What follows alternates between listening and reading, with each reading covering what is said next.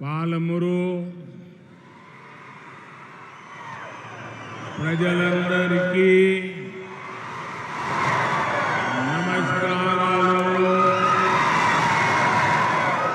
మరియు శుభాభినందనలు। यहाँ आने से पहले मुझे आज सुबह स्वच्छता अभियान के कार्यक्रम में शामिल होने का अवसर मिला। मैं देशवासियों से स्वच्छता के कार्यक्रम से जुड़ने का आह्वान करता हूं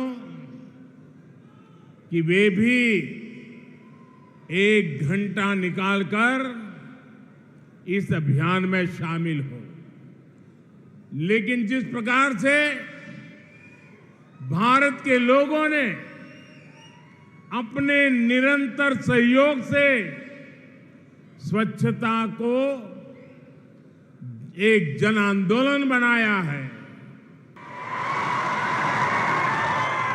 आज मुझे तेलंगाना के लोगों के कल्याण के लिए कई परियोजनाओं का शिलान्यास और लोकार्पण करने का सौभाग्य मिला।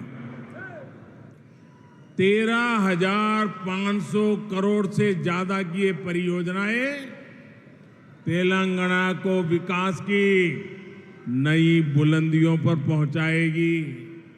हाल के वर्षों में तेलंगाना के लोगों ने लोकसभा, विधानसभा और निकाय चुनाव में भाजपा को मजबूत किया है।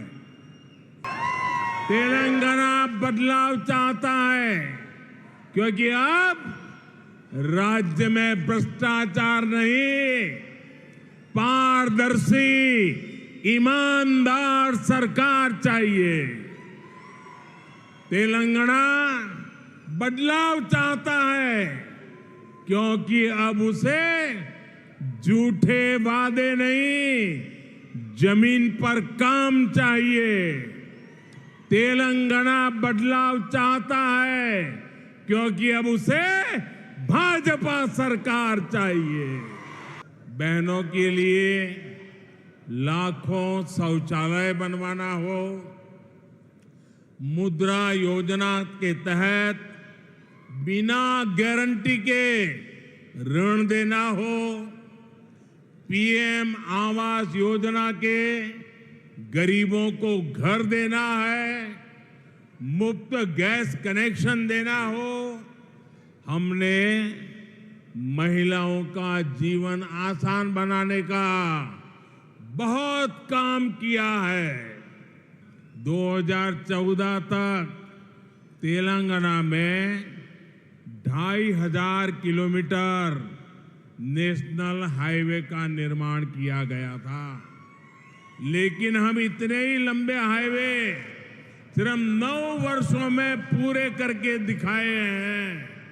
हमारा प्रयास है कि हर छोटे शहर, गांव, कस्बे के लोगों की बड़े शहरों तक पहुंच आसान हो। इससे व्यापारी, कारोबारी, नौकरी पेशा, छात्रों, प्रोफेशनल्स और किसानों को बहुत फायदा होगा। हम अपने अन्नदाता को सम्मान दे रहे हैं, उनकी मेहनत का सही मूल्य दे रहे हैं। 2014 में तेलंगाना के किसानों से एमएसपी पर, धान की खरीद पर 3,400 करोड़ रुपए खर्च किए गए थे।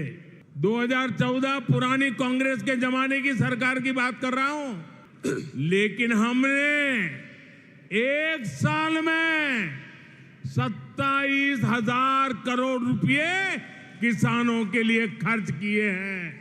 ये पैसे भी सीधे किसानों के खाते में जा रहे हैं। तेलंगाना में सिंचाई परियोजनाओं के नाम पर सिर्फ और सिर्फ भ्रष्टाचार हुआ है। आपने कहीं भी सुना है कि किसी सिंचाई परियोजना का उद्घाटन हो गया लेकिन उसमें किसानों के लिए पानी नहीं मिल रहा? ऐसा तेलंगाना में हो रहा है। तेलंगाना के किसान ये रोज देख रहे हैं। कई किसानों को अपनी जान देनी पड़ी क्योंकि राज्य सरकार ने उनकी समस्याओं पर ध्यान नहीं दिया। तेलंगाना में हमारी सरकार नहीं है, फिर भी हमने तेलंगाना के किसानों की मदद करने का भरपूर प्रयास किया।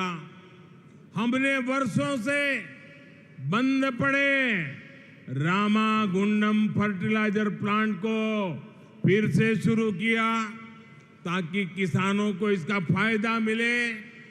पीएम किसान सम्मान निधि योजना के तहत तेलंगाना के किसानों को करीब 10,000 करोड़ रुपए सीधे उनके खाते में दिए गए हैं।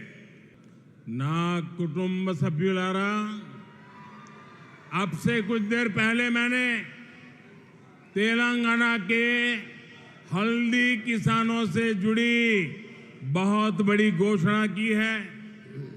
भारत विश्व में हल्दी का सबसे बड़ा प्रोड्यूसर, कंज्यूमर और एक्सपोर्टर है। 2014 की तुलना में आज भारत करीब करीब 2 गुनी मात्रा में हल्दी का विदेशों में एक्सपोर्ट करता है। अब भाजपा सरकार ने तय किया है कि देश में एक अलग नेशनल टर्मरिक बोर्ड बनाया जाएगा। भारत सरकार तेलंगाना में मुलुगु जिले में एक सेंट्रल ट्राइबल यूनिवर्सिटी की स्थापना करने का निर्णय कर लिया है और इस विश्वविद्यालय का नाम आदिवासी देवियां सम्मक्का सारक्का के नाम पर रखा जाएगा और इस पर करीब करीब 900 करोड़ रुपए खर्च होंगे। तेलंगाना सरकार कार की है लेकिन उस कार का स्टीयरिंग किसी और के पास है। तेलंगाना की प्रगति को 2 फैमिली रन पार्टीज ने रोक के रखा है। इन दोनों ही फैमिली रन पार्टीज की पहचान करप्शन और कमीशन से है। इस दोनों पार्टियों का एक ही फॉर्मूला है, party of the family, by the family and for the family. ये लोग प्रजातंत्र को परिवार तंत्र बना रहे हैं। ये एक पॉलिटिकल पार्टी को प्राइवेट लिमिटेड कंपनी बनाकर चलाते हैं। इस प्राइवेट लिमिटेड कंपनी में प्रेसिडेंट भी परिवार का, सीईओ भी परिवार का, डायरेक्टर भी परिवार का, ट्रेजरर भी परिवार का, जनरल मैनेजर भी परिवार का, चीफ मैनेजर भी परिवार का, मैनेजर भी परिवार का होता है। हाँ, सपोर्ट स्टाफ के लिए भाजपा पर तेलंगाना के लोगों का समर्थन और विश्वास लगातार बढ़ता जा रहा है। यहाँ के युवाओं, महिलाओं, किसानों को सिर्फ मोदी की गारंटी पर भरोसा है क्योंकि मोदी जो गारंटी देता है वो पूरी करके रहता है। तेलंगाना के लोग भी यही चाहते हैं कि उनसे किए गए सभी वादे पूरे हो। हमें मिलकर तेलंगाना को प्रगति के नए रास्ते पर लेकर जाना है। आप सबने इतनी बड़ी संख्या में आकर आशीर्वाद दिए और स्वयं वरुण देवता भी हमें आशीर्वाद देने आ गए हैं। आज जिस प्रकार से यहां की पार्टी ने मुझे आपके बीच आने का अवसर दिया, मुझे बहुत पुराने मेरे साथियों के कई वर्षों के बाद दर्शन करने का मौका मिला। आज मेरा जीवन धन्य हो गया आपके दर्शन करके, आप साथियों के दर्शन करके, तेलंगाना की जनता जनार्दन के दर्शन करके।